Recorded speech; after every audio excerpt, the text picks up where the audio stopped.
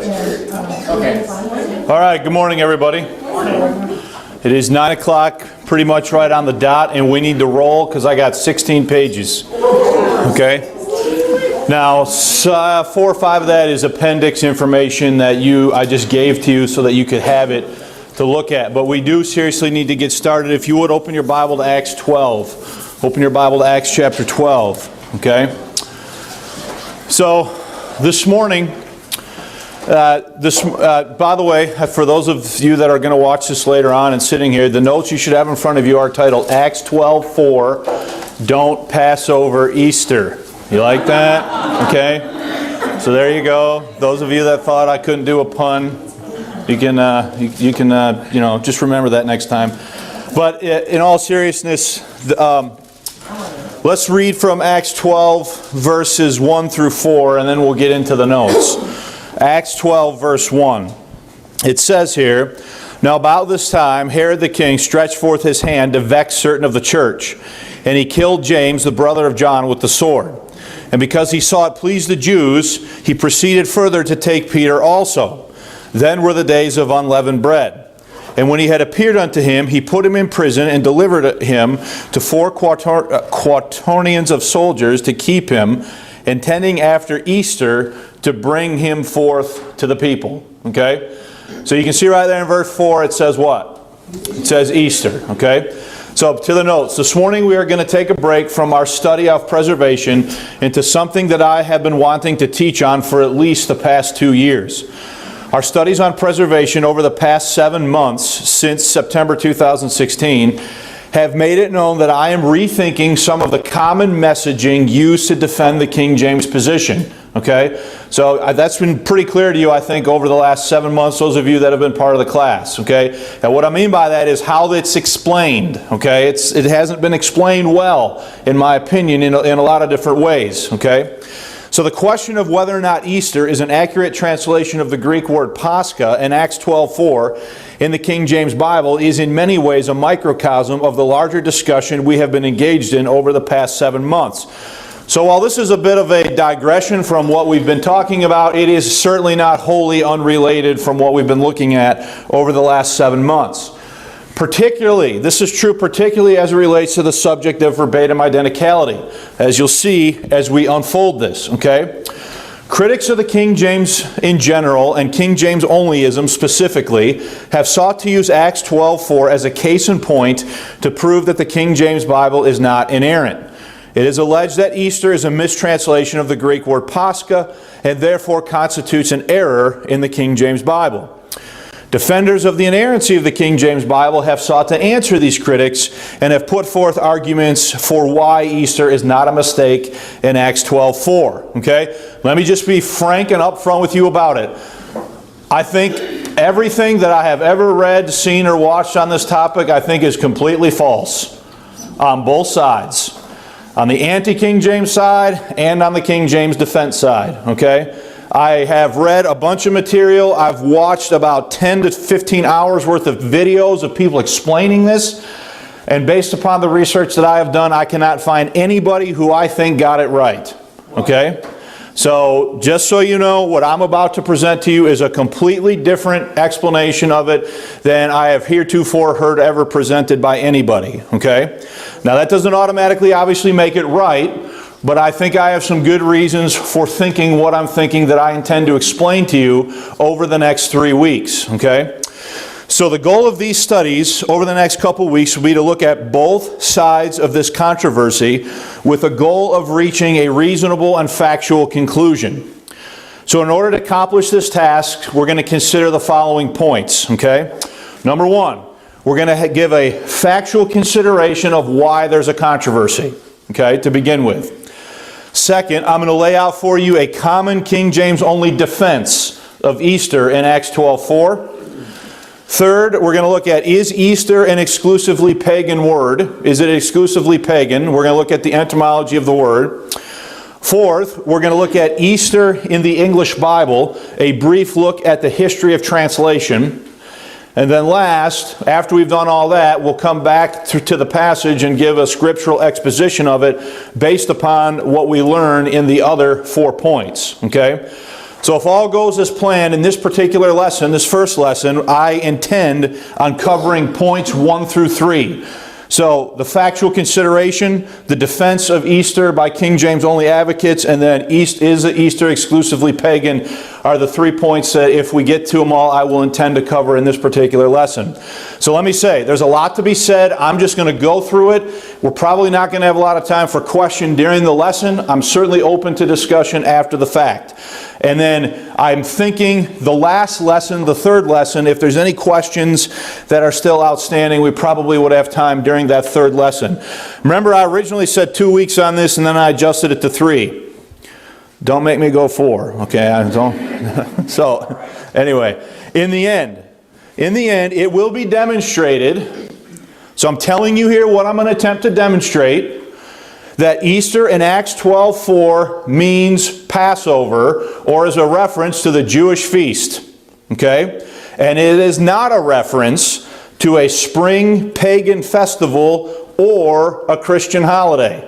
Okay?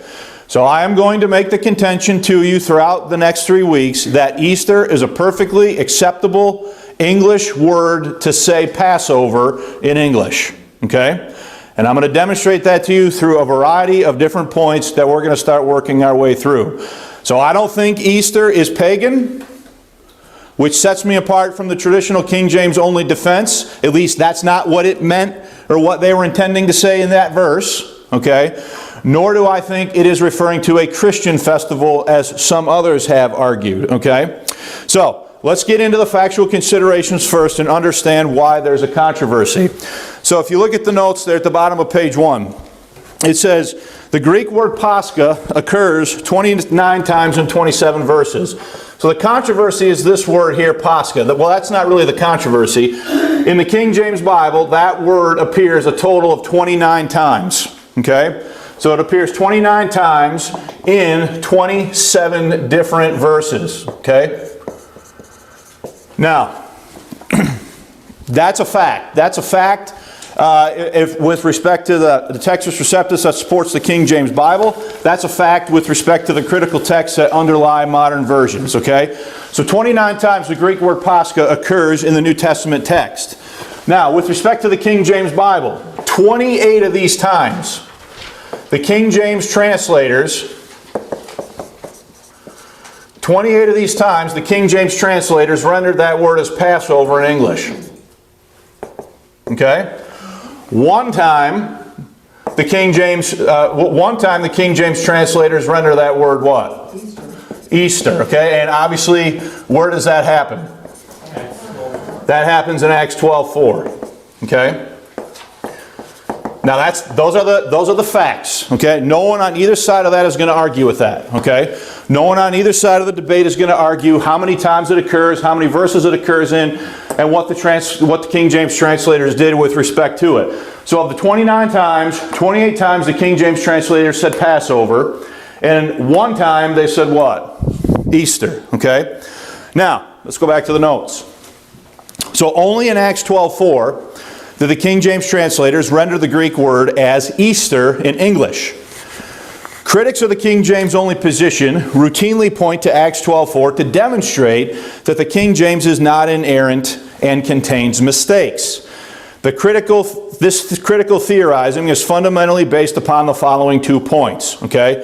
Number 1, it is said that the Greek word Pascha always equals Passover in English. Okay? Pascha has never been associated with Easter in English, according to point 1. Okay? And this notion is demonstrated by pointing out that modern versions translate Pascha as Passover every time it occurs in the text, including Acts 12:4. So if you go to an NIV, a New King James, a New American Standard, an ESV, all 29 times, it's going to say what? Passover, right? Even in Acts 12:4, they're going to say Passover. And so what contention number 1 is that this word never meant what? Easter. That it always meant what? Passover. Okay? That's contention number 1. Number 2, the perceived meaning of the word Easter. Parties on both sides of the textual debate view Easter as being pagan in its origin and etymology. This is partly why modern version advocates view Easter as a mistaken translation of Pascha. Meanwhile, King James only apologists admit that Easter is pagan and defend it, according to Acts 12:4, as an appropriate rendering of Pascha in that context. So a King James only advocate is going to say that in Acts 12:4, Pascha is appropriately translated what? Easter. The modern version advocates are going to say there's no justification for doing that, and it should be what every time? Passover. Therefore, that's what? An error, a mistake, or whatever you want to call it, right? Now, you know enough about this whole dialogue so far to know that as soon as somebody says that's a mistake, are the people that defend the King James Bible as an errant, is that going to muster them up to try to justify why that should be what? Easter and not what? And not Passover. Okay, is everybody with that so far? Okay, so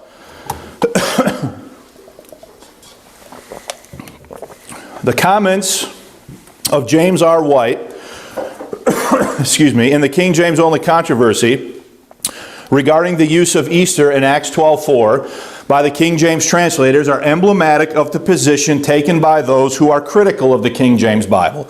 Now let me just say, I could have picked any number of comments to include in the notes here, but I picked his because they were in the most easily accessible book that somebody might have access to on this topic. It wasn't in some remote source that is wholly unknown to most people that are aware of this debate.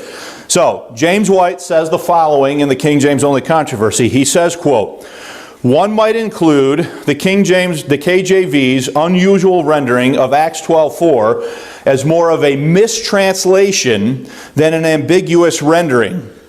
And it would be hard to argue against that assertion given the facts." So he's saying that it is miss what? It's a wrong translation is what he's saying. And then he goes on to explain. Okay, now notice what he says. He says the word that the King James Version translates as Easter appears 29 times in the New Testament. That's exactly what I just said. In each of the other 28 instances, the King James translates the phrase as the Passover. For example, John 19:14, and when the preparation of the Passover was about the 6th hour, he saith unto the Jews, Behold your king. There is no reason for confusion as to what Luke is referring to here. From the preceding verse said, Then were the days of unleavened bread. The days of unleavened bread, of course, were connected with the Passover celebration. Yet in this one place, the AV contains the anachronistic, now I've told you what that means in parentheses, belonging to a period other than the one portrayed, term Easter. Luke's reference to the days of unleavened bread makes it clear that he is referencing the Jewish holiday season, not a single pagan festival that did not... What was that? So he says he's referring to the whole season and not some pagan festival that did not become known by the specific term Easter for some time to come. So what is James White is basically saying that the King James translators made a what? Mistake, that they used the wrong word, that the word should have been what? Passover, that they're using an anachronistic word, a word that doesn't appropriately fit the context. In other words, this word came to mean something years later, and it didn't, other than what the understanding would have been in the first century when Luke what? When Luke wrote this and recorded what the events were. Okay, so it is a misuse of terminology. But he is identifying that this word is referring to something that's what? Pagan, right? So let's go back to the notes. So in summation, modern version advocates such as James White view the use of Easter in Acts 12:4 as a translational mistake. Okay? Twice, White refers to Easter as an anachronistic term. Therefore, the Greek word Pascha never meant Easter in English, according to White. Rather, it always meant Passover. Note carefully, however, that White does not dispute the King James only assertion that Easter is a reference to a pagan holiday. Rather, he refutes the notion that Luke is speaking about a pagan holiday in Acts 12:4. Okay? This verse is routinely cited, as I already said, as a proof text against the notion of perfect preservation as it has been defined by most King James advocates, i.e. verbatim identicality. So what we see is the facts, right? So 29 times, 28 times in the King James Passover, 1 time Easter. One camp says, no, that's absolutely right. The other one says, that's what? That's wrong, that's a mistake. Okay? So it's important for us to understand why,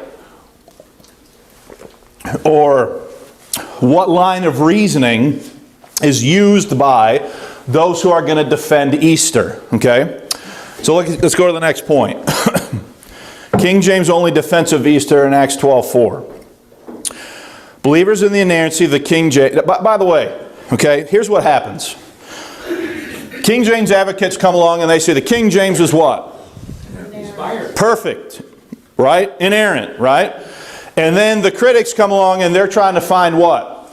They're trying to find a mistake. So they point out different things. One of them is this thing right here, right? And so now that the King James only advocate has this served up to him as a potential mistake, now he's got to try to what?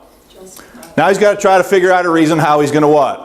How he's going to justify why it should be Easter there, but nowhere what? Nowhere else, okay? So, believers in the inerrancy of the King James have sought to defend the King James Bible's reading of Pascha in Acts 12 in an effort to rescue their enterprise from critical scrutiny.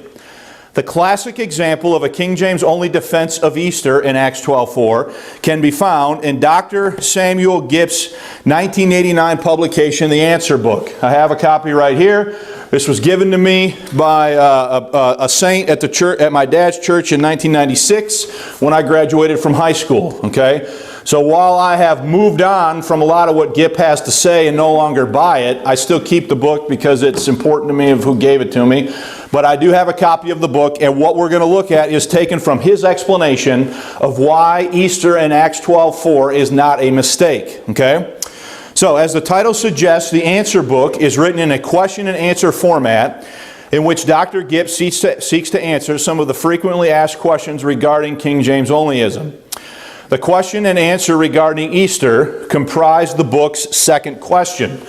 So, he says the following question: Isn't Easter in Acts 12:4 a mistranslation of the word Pascha, and should it be translated Passover? Answer: No.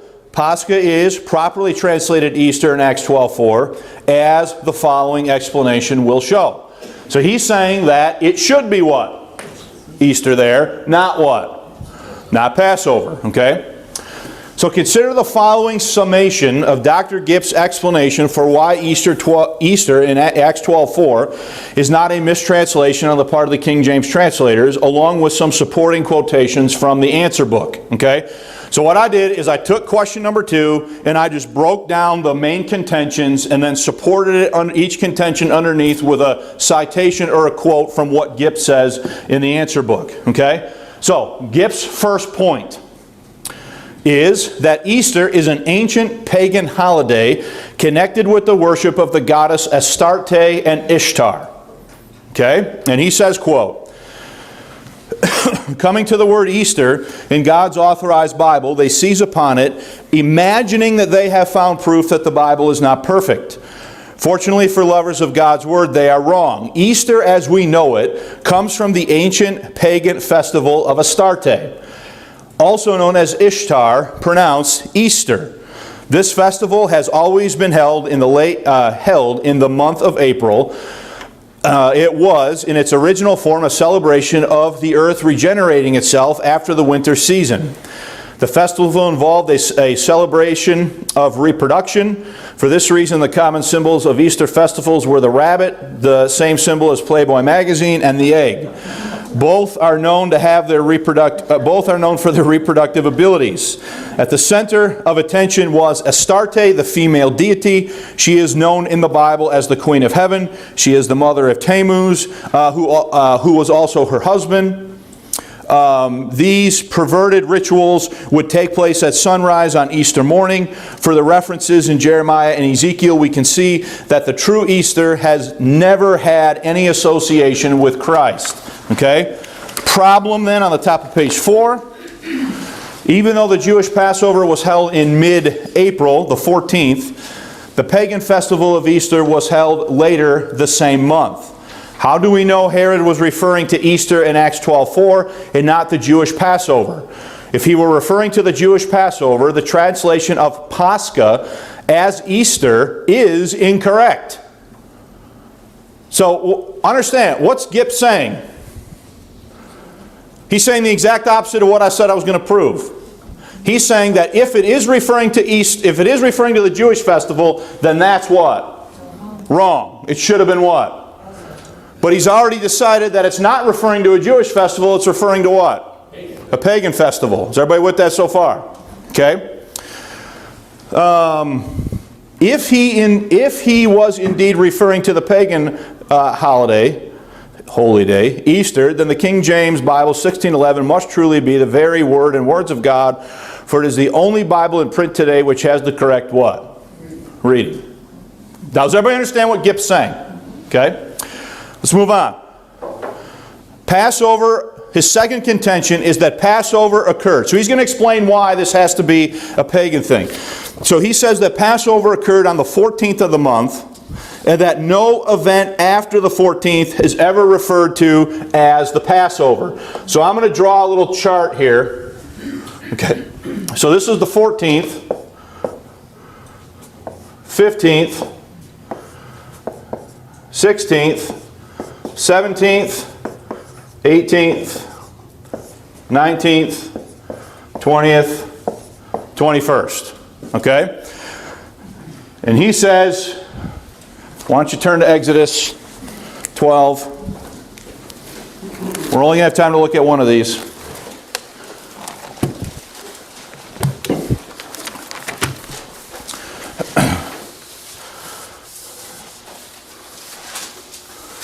So what he's saying is that, what day is the Passover?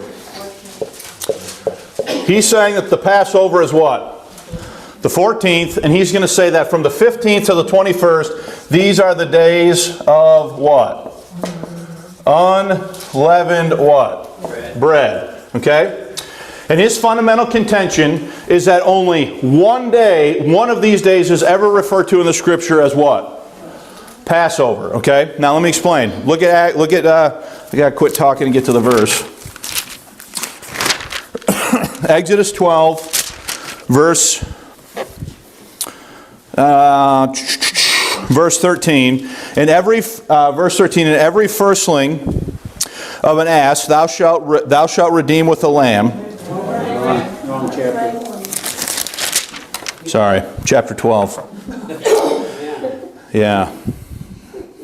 And the blood shall be for you for a token upon your houses where ye are. And when I see the blood, I will what?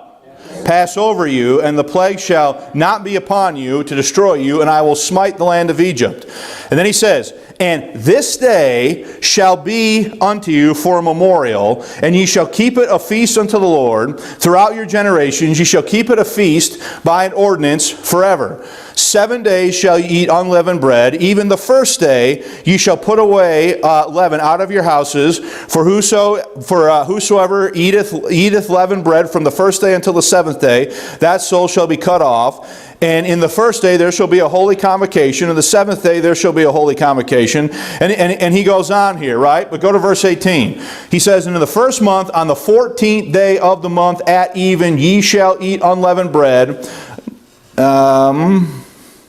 Where's it talking about killing the sacrifice? Maybe I got the wrong one. So let's try a different one. Go to Deuteronomy 16. Go to Deuteronomy 16. Each one of these is just slightly different. Go to Deuteronomy 16.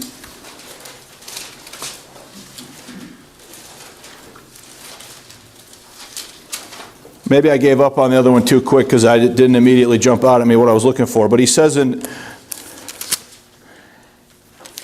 he says in Deuteronomy 16, and observe the month of Abidah, and keep the Passover unto the Lord thy God. For in the month of Abidah, for the Lord thy God brought thee forth out of Egypt by night. Thou shalt therefore sacrifice the Passover unto the Lord thy God of the flock and the herd in the place which the Lord chose to place thy name. Thou shalt eat no leavened bread with it. 7 days shalt thou eat unleavened bread, therewith even the bread of affliction. For thou camest forth out of the land of Egypt in haste, and there shall be no leavened bread seen with thee in all thy coasts 7 days. Okay, so the bottom line contention is he's saying that there's only one day in that is described as what? The Passover, and that's what day? The 14th. Starting on the 15th and going all the way to the 21st are what? The days of unleavened bread. Go back to Acts 12 quick. When does Herod arrest Peter? When does Herod arrest Peter? Acts 12:4 or Acts 12:3. Look at the end of Acts 12:3. And because he saw it pleased the Jews, he proceeded further to take Peter also. Then were the days of what? So what Gipp is basically saying is the following. Okay? Only one day is referred to as what? The Passover. Peter is arrested when? During the days of unleavened bread, which are after what? The Passover. Therefore, Herod keeping Peter in jail in Acts 4 until... He keeps him in jail until what? Easter, the pagan what? The pagan celebration, because it can't be referring to the Passover because the Passover is already what? Has already happened, right? So what he's basically saying is there's only one day that's referred to as the Passover, and every day after that in that what is sometimes referred to as the Paschal week are the days of unleavened bread. Peter is arrested during the days of unleavened bread. The Passover is already over. So therefore, he's going to keep him until when? Easter. He's going to keep him in jail until after the pagan festival that Herod would have what? Celebrated as a pagan. That's basically what Gipp is saying. Okay, let's go back to the notes. So, Passover occurred on the 14th of the month. No event after the 14th is ever referred to as Passover. And then I gave you the references that he uses to say that. And he says, quote, on the 14th of April the lamb was killed. This is the Passover. No event following the 14th is ever referred to as what? So he's saying that the days of unleavened bread are never in your Bible referred to as what? Passover. Okay? Look at the next point. So that is just kind of piggybacking on what I just said. The days of unleavened bread began on the 15th of the month, the day after Passover. The days of unleavened bread are always after Passover and are never referred to as Passover, according to Gipp. So look at the quote. He says, whenever the Passover was kept, it always preceded the feast of unleavened bread. On the morning of the 15th begins the days of unleavened bread, also known as the feast of unleavened bread. It may also be noted, whenever the Passover is mentioned in the New Testament, the reference is always to the meal to be eaten on the night of April 14th, not the entire week. The days of unleavened bread are never referred to as Passover. Okay? It must be remembered that the angel of the Lord passed over Egypt on one night, not 7 nights in a row. Okay? Peter, next point, I've kind of already said some of this. So Peter is arrested during the days of unleavened bread, which is after Passover. He says, quote, verse 3 shows that Peter was arrested during the days of unleavened bread. That would be the 15th to the 21st. The Bible says, then were the days of unleavened bread. The Passover, April 14th, had already come and gone, according to what Gipp is saying. He goes on, therefore, to say, therefore Herod could not possibly have been referring to Passover in Acts 12:4. The next Passover was what? A year away. So, Passover the 14th passes. According to Gipp, Peter is arrested during the days of unleavened bread. If he's referring to the Passover, he's going to have to wait a whole what? A whole calendar year until what comes over again. So, Gipp, therefore, says that it cannot be referring to what? Passover. Okay? Well, why didn't they use a different Greek word? I'm glad you asked. You have to wait. Thank you. Peter was arrested during the day. Okay, I got that. Therefore, Herod cannot possibly have been referring to Passover. The next Passover was a year away. Get page 7. So, Herod was a pagan who worshipped the Queen of Heaven and had no reason to keep the Jewish Passover. Gipp says, quote, "But the pagan holiday of Easter was just a few days away. Remember, Herod was a pagan who worshipped the Queen of Heaven. He was not a Jew. He had no reason to keep the Jewish Passover." I'll just point out to you, though, does it ever say that he kept it? He just said intending after prison to what? Intending after Easter to what? Okay, he never said Herod's doing anything. The biblical text never said Herod's keeping anything. Okay, it never said that. But anyway, I digress. Herod, next point, Herod did not kill Gipp. Oh man, Freudian slip. Herod did not kill Peter during the days of unleavened bread because he wanted to wait until later in the month after the passing of his own holiday, i.e. Easter. Gipp says, it is elementary to see that Herod in Acts 12 had arrested Peter during the days of unleavened bread after Passover. The days of unleavened bread would end on the 21st of April. Shortly after that would come Herod's celebration of pagan Easter. Herod had not killed Peter during the days of unleavened bread simply because he wanted to wait until Easter. Since it is plain that both the Jews, Matthew 26, and Romans, Matthew 14, would kill during a religious celebration, Herod's opinion that he was not going to let the Jews have all the fun. He would wait until his own pagan festival and see to it that Peter died in the excitement. So we're going to now set Gipp has Herod executing Peter as part of the Easter pagan festivities. And that's what Herod is intending to do, according to what Gipp's explanation is. Okay? So we come to it at last. God's providence led the King James translators to choose Easter in Acts 12:4, given the details of the context. He says, quote, "Thus we see that it was God's providence which had the Spirit-filled translators of our Bible, King James, to correctly translate Pascha as Easter. It most certainly did not refer to the Jewish Passover. In fact, to change it to Passover would confuse the reader and make the truth of the situation unclear." Okay? So finally, Easter, therefore, is not a mistranslation or an error in the King James Bible. The Spirit-filled translators knew that Luke was referring to a pagan festival in this context and rendered Pascha accordingly.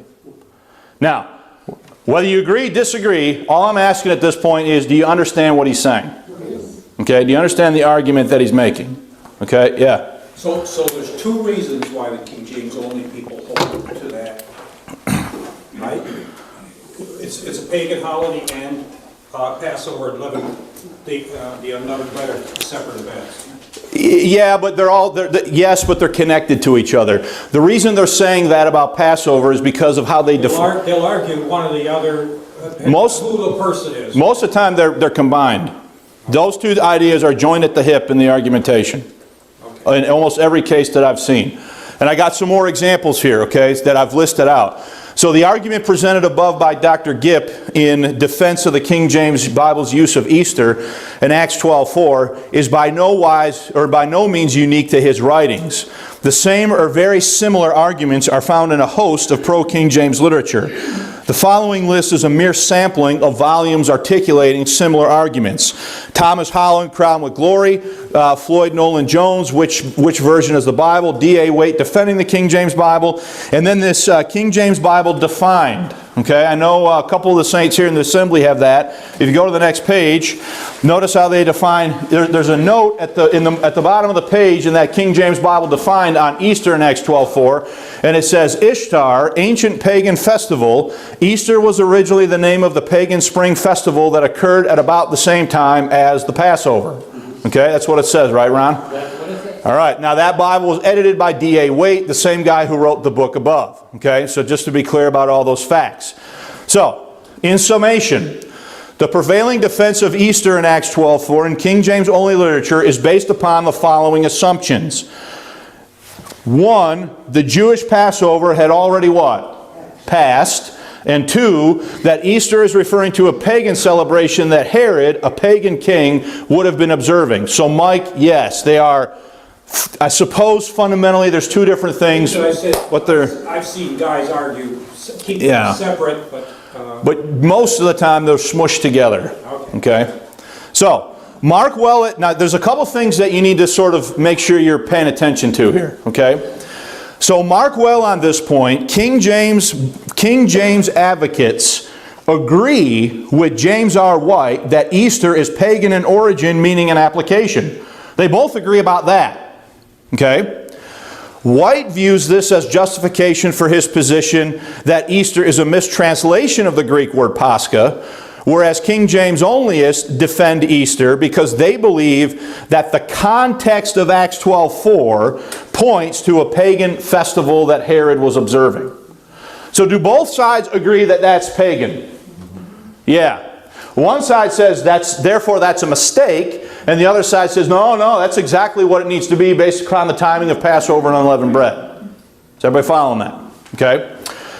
So, for the record, and in the interest of full transparency, prior to 2007, while still the pastor of Westside Grace Church in Muskegon Heights, Michigan, I brought an Easter message teaching the view outlined by Gipp above.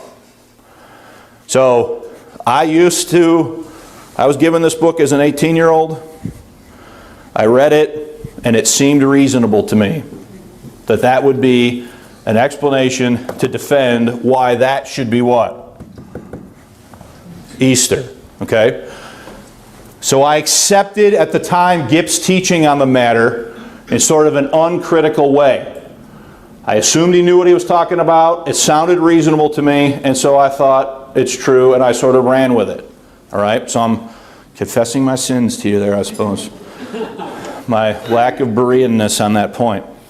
So that brings us then to the third point that I want to look at, and that is Easter exclusively pagan? Now, do both sides say yes? Yes, they do.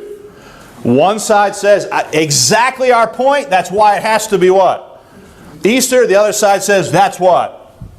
That's a mistake, it's wrong. It shouldn't say that. Okay? Not everyone does. Most of them do. I've not seen any book or video by anybody that's not a modern version advocate that thinks Easter's okay. Back to Tyndale and Wycliffe and but yeah, we're going to get to that next week. Discussions about that. We're going to get to that next week. Okay. All right. So I'm going to equal opportunity here. Okay, I'm going to give you more history on the detailed translation than you ever wanted probably next week. Okay. So is Easter exclusively pagan?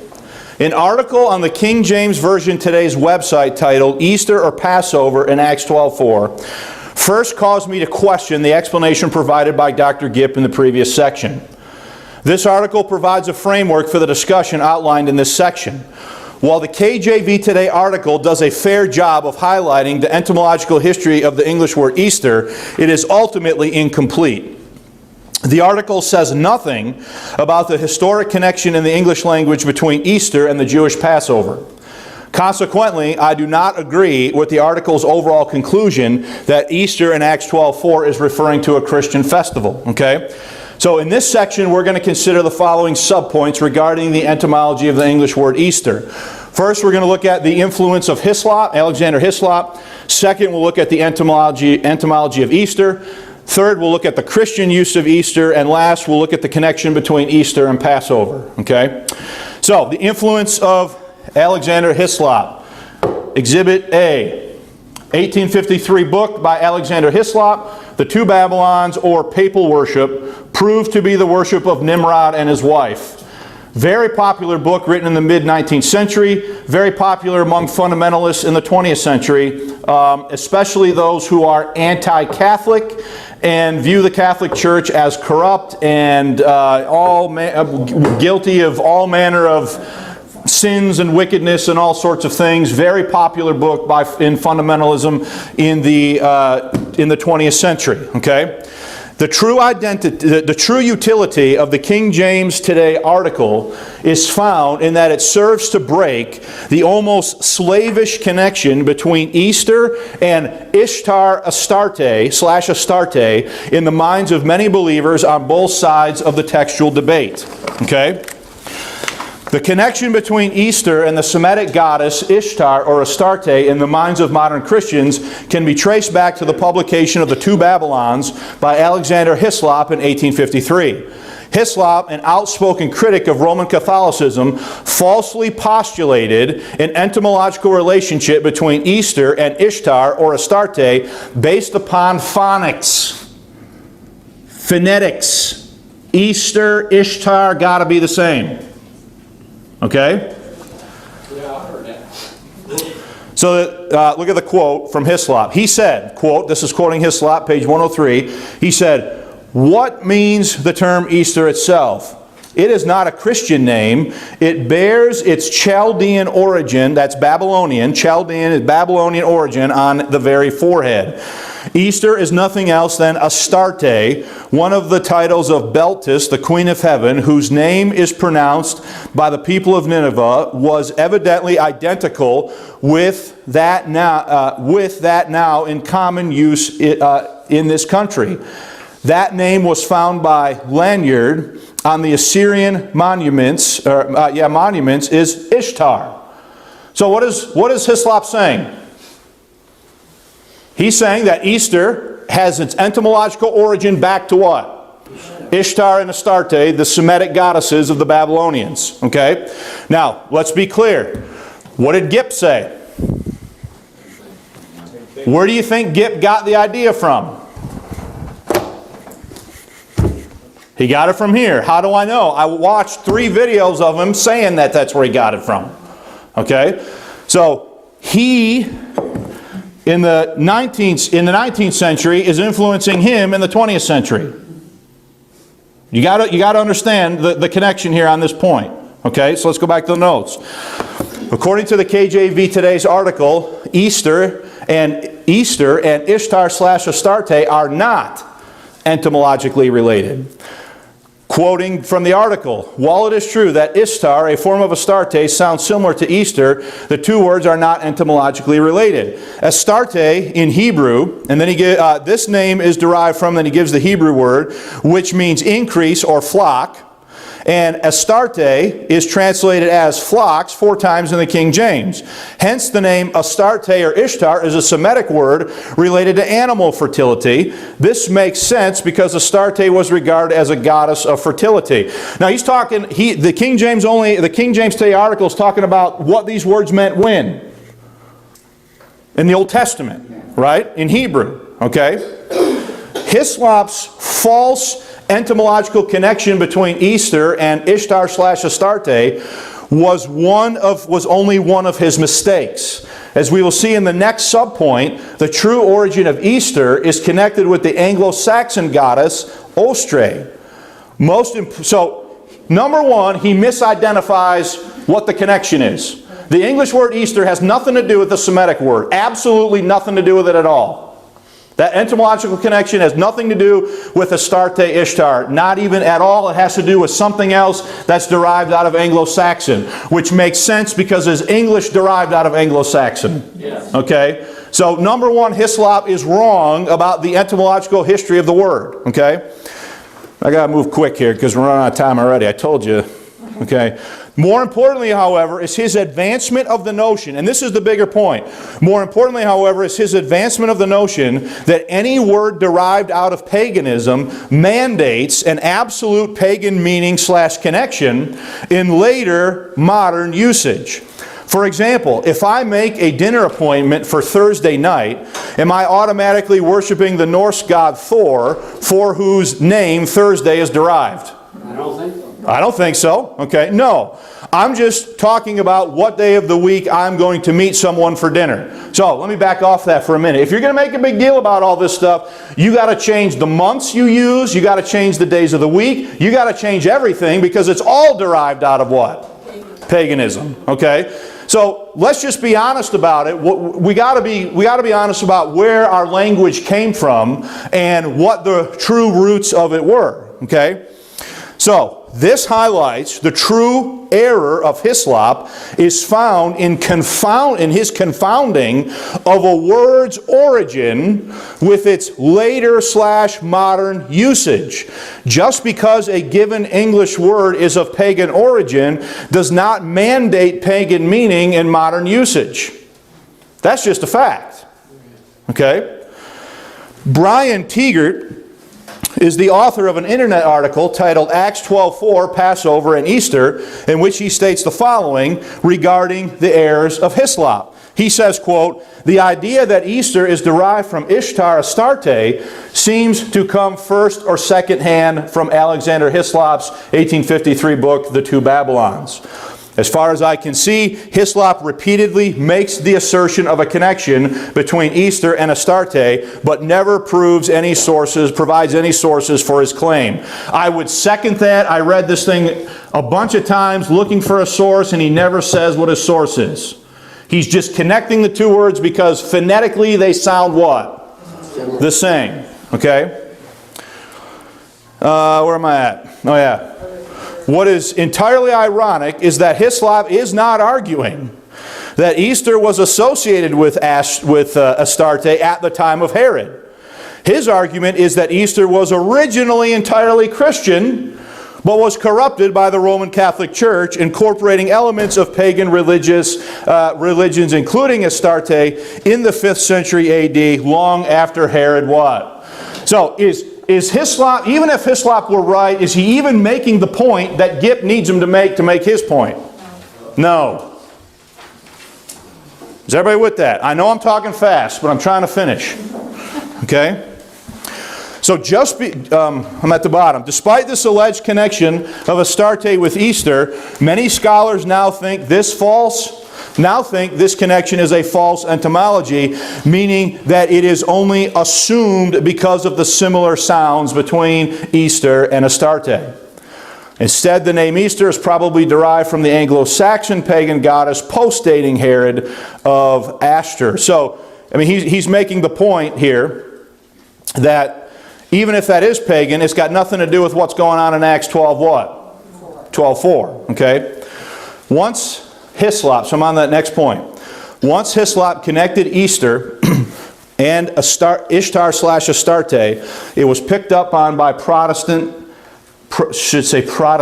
and fundamental believers and advanced in an uncritical manner. In this way, the influence of Hislop looms large over the entire discussion of Easter in Acts 12:4. Okay? So if Easter is not connected with Astarte and Ishtar, then the question should be, okay, well then where is it? Where did it what? Where did it come from? The etymology of Easter, on the other hand, has nothing to do with flocks or animal fertility, according to the KJV today. Easter, Ostern in German, is a Germanic word derived from the word east, or Ost in German. The online etymological dictionary is quoted in support. It says, Old English east, easterly, eastward, from Proto-Germanic auster, austo, Austra, east toward the sunrise, and you can go through all the different derivatives there that are in German. I'm not going to read all of them to you. But the bottom line is, does that word have anything to do with Ishtar and Astarte? Does the English word Easter have anything to do with Ishtar and Astarte? No. Okay? The Oxford English Dictionary, the recognized authority on the history of the English language, is in complete agreement with the online etymological dictionary as to the etymology of the English word Easter. Interested parties are encouraged to consult Appendix A on page 13 to read it. So if you just leaf back, we're not going to look at it, but if you go back to page 13, you will see that I have provided for you the entire entry on page 13 of the etymological history of the word Easter for your own edification, because I knew you wanted to have it. Okay? No, because I needed to academically prove my point, and I needed to put it in there so that you could see that I was telling you the truth. Okay? You could have made it a little bigger. Well, I had to screenshot it, and I couldn't really get it any bigger, so you might have to use a magnifying glass. Okay, so let's go to the next point. There is nothing in East, the word East, to suggest animal fertility.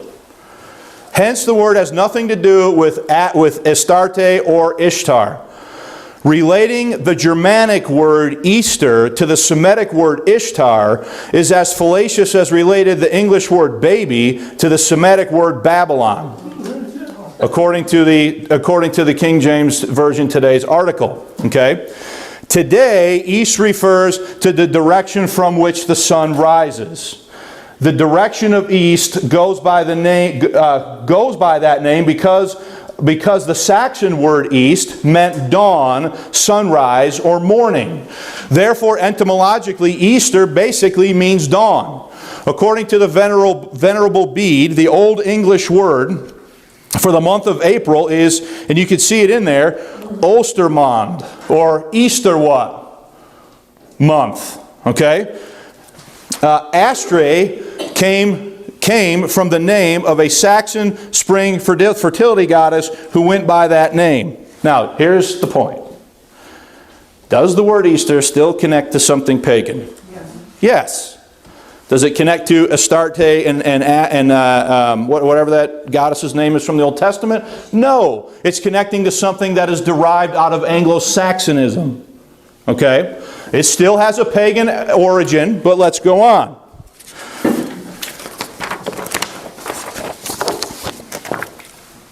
Well, I went through that whole thing in 4 minutes. Christian use of Easter. The fact that a Saxon goddess went by the name Astray or Ostray does not mean that Easter is a pagan word. Those who hold this myth make it sound as if there was once a goddess with a certain name and Saxon Christians simply took the name arbitrarily without any biblical basis. If, for example, the pagans worshiped a goddess by the name of Sally, and the Christians today refer to the day of the Lord's resurrection as Sally, then surely we would have a problem.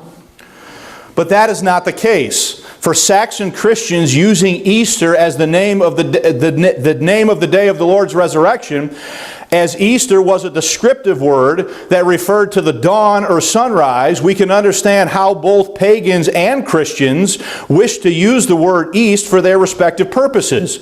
Pagans wish to worship a goddess of sunrise, so they call her Ostray. Christians, on the other hand, wish to worship and celebrate a very special dawn, so they called the day what? Easter. Okay? The Bible describes Christ's resurrection as being discovered in the morning, at dawn, at the rising of the sun. One could view the resurrection morning as dawn par excellence. And I'll explain what that means in a minute. But look at Matthew 28:1. And it as it began to what? Dawn toward the first day of the week. Mark 16:2.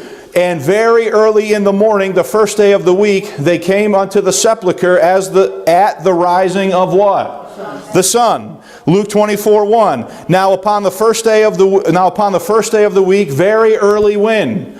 In the morning. So listen, if the word Easter essentially just equals what? One day. Dawn. Well, when was the resurrected body of Jesus, when was the empty sepulchre discovered according to the New Testament? Dawn. At the rising of the sun, so on and so forth, right? So a Anglo-Saxon Christian who wants to describe that event can take that word and what? Use it to describe what they are meaning to what? To describe. Okay? Per the OED, par excellence means by virtue of special excellence or manifest superiority, preeminently, supremely, above all. There have been many dawns throughout history, but that special dawn on the day of the resurrection is deserving of that noun more than any other. Okay? We often refer to notable biblical events using par excellence nouns such as the fall, the flood, the exodus, the exile, the advent, the cross, etc. Easter is the Anglo-Saxon word for this greatest dawn in all of history. By way of, how do you say that word? whatever. This term, which refers to dawn of the resurrection, can be referred to the entire day of the resurrection. So this word has nothing to do with Astarte. This word has nothing to do with Ishtar. This word has something to do with something that is derived out of Anglo-Saxonism, that Anglo-Saxon Christians took that word and used it to describe the event that they read about in their Bible as the resurrection of Jesus that happened at the rising of what? The sun. Is everybody with that? Now I know this is totally different than anything you've ever heard before, but you got to just bear with me because it's going to get even more different. The imagery of now think about this. The imagery of dawn and the rising of the sun is not reserved to the morning of Christ's bodily resurrection from the dead. The Scriptures utilize the same imagery to describe the second advent of the Lord Jesus Christ back to earth. Isaiah 61 verses 1 through 3 refer to the second coming as the brightness of thy what? Rising. Malachi chapter 4 verse 2 talks about but unto them that fear my name shall the Son, capital S-U-N, of righteousness do what? Arise with healing in his wings. Luke chapter 1 talks about whereby the day spring from on high hath visited us, referring to Christ. 2 Peter chapter 1 verse 19 talks about until the day dawn and the day star arise in your hearts. And finally, Revelation 22 verse 16 refers to Jesus as the root and offspring of David and the bright and morning what? Star. Folks, are there reasons in your English Bible for Easter to be an appropriately used term to describe an event in your Bible? And not have it have anything to do with what? Easter eggs and bunnies and Astarte and human sacrifice and blood eggs and all this other stuff. Okay? Now, I'm going to be... Alright, I'm just going to keep going. Some Christians try to avoid anything that has anything to do with sunrise imagery, presuming that it is pagan. Yet God in His Word compares Christ's second coming to the rising of the sun, capital S-U-N. The word Easter, which is, with its connotation of sunrise, pays tribute to the biblical imagery of Christ as the Son of righteousness, Malachi 4:2. The Old West Saxon version of the Gospel of Luke translates the word as Easterdale, which is the Saxon word for east sunrise. And they do that there in Luke chapter 1 verse 78. So there is a historical reference for you of that exact thing happening to describe something biblical. Is everybody with that? So Easter is etymologically related to east, the direction that refers to the rising of our Lord from the dead. This connection between the eastern direction and the resurrection makes some Christians nervous about a possible pagan influence. However, there is no reason for such concern because this connection between the eastern direction and the verb to rise is found in the New Testament itself. The Greek verb anatelo means to rise.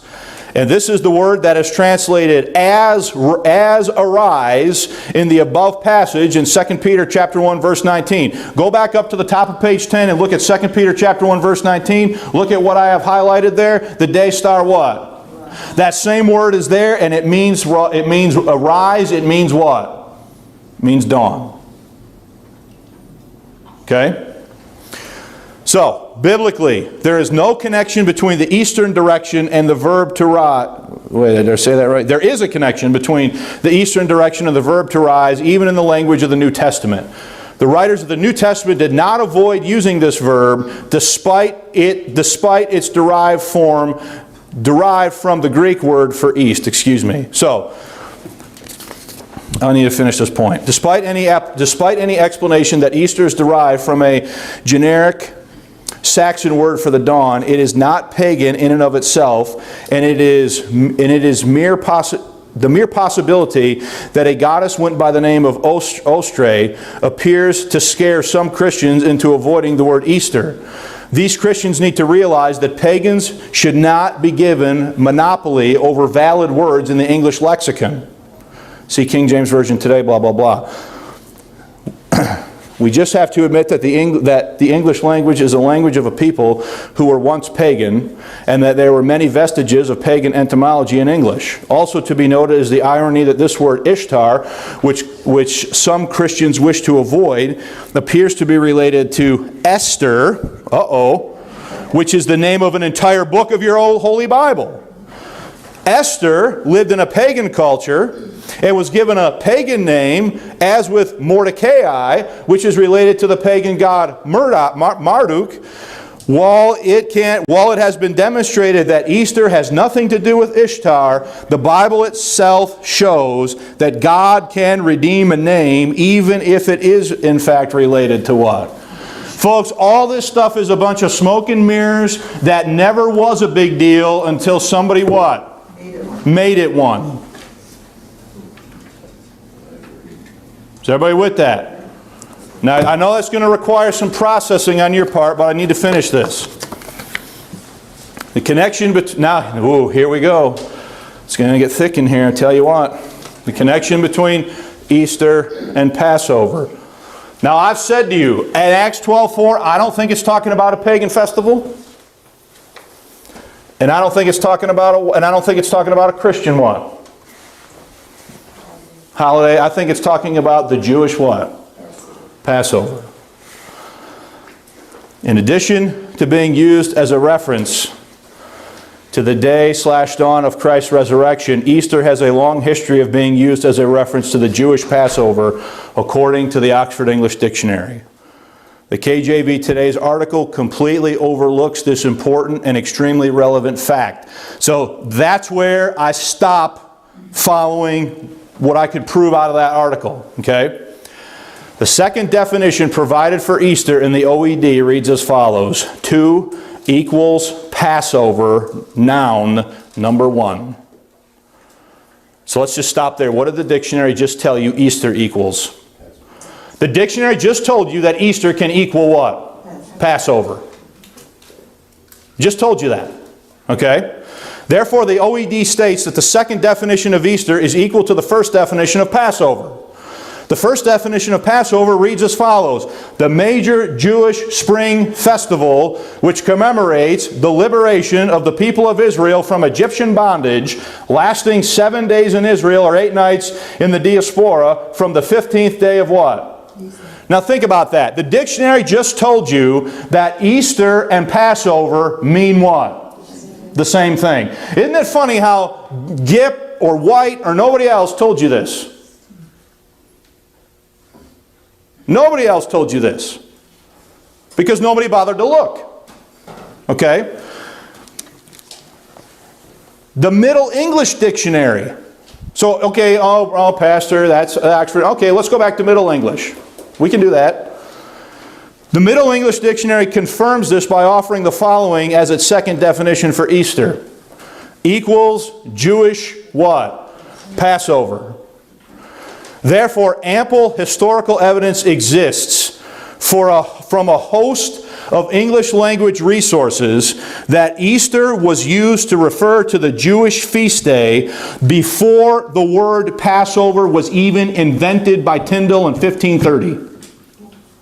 Folks, that means that this meant Passover before that word even what? Existed. This word is not invented by Tyndale until 1530. So that means people were referring to the Jewish Passover as what? Easter for hundreds of years before Tyndale even came up with that word Passover.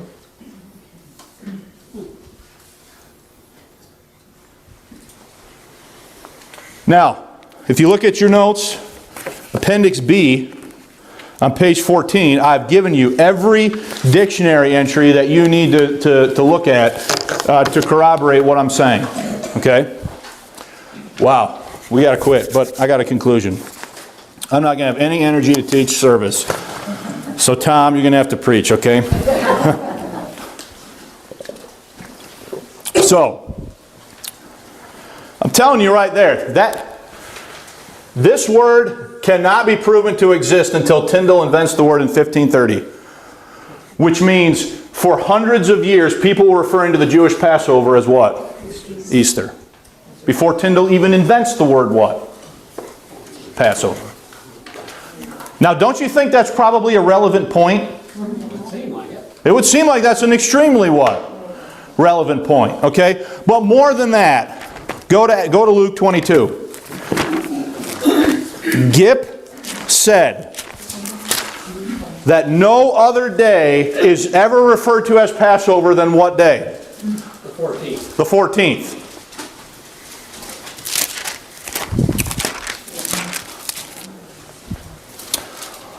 Well, there it is. Luke 22, verse 1. Now the feast of what? Unleavened bread drew nigh. Which is also called what? Darn. Oh. Gipp said that he was arrested after what? Passover. And that the only day in your Bible that's ever referred to as Passover is what day? Apparently he didn't read Luke 22:1. Because Luke 22:1 calls the whole thing what?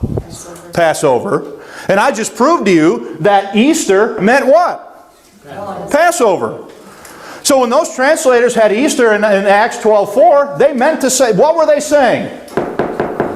They were saying Passover. Oh, but Brother Ross, why did they do that? Well, let's think about that. What is the base text for that 1611 Bible?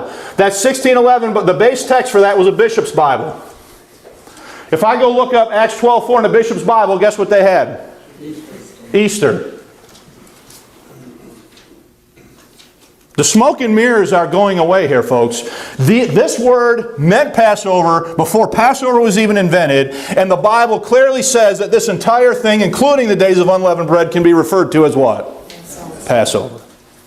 So, wow, we haven't been this late in a long time, Norm. You're going to have fun splicing that video together. Sorry about that. So, I got to finish. So while there is no doubt, now listen, I'm admitting this, okay? While there's no doubt that many practices associated with the current cultural celebration known as Easter are pagan in origin, the word itself is not inextricably tied to paganism as many have asserted. I'm not denying the fact that Easter bunnies and all this business out here have nothing to do with anything in the what? In the Bible, okay? In order for one to truly understand the motives of the King James translators in rendering Pascha as Easter in Acts 12:4, the slavish connection between the English word Easter and paganism must be broken as an important first step. Let the 1611 King James Bible stand as a case in point. If the King James translators understood Easter to be a reference to a pagan festival in Acts 12:4, they did not. Why did they include a table in the front of the 1611 to help the reader identify how to find Easter forever? There it is right there. 1611 reprint says at the top, a chart for how to find what? So they obviously knew that Easter had a different meaning necessarily than an exclusively what? Pagan meaning, or they wouldn't have told everybody how to find the date for what? Easter forever. I got to quit. Translating nearly 200 years before Hislop, the King James translators apparently knew something about the English word Easter that Hislop didn't know. If they thought Easter were exclusively pagan, they certainly would not have included such a table in the front of their translation. Well, the KJV Today article is excellent in terms of highlighting the etymological history of the English word Easter. I do not agree with their overall conclusion about the meaning of Easter in Acts 12:4.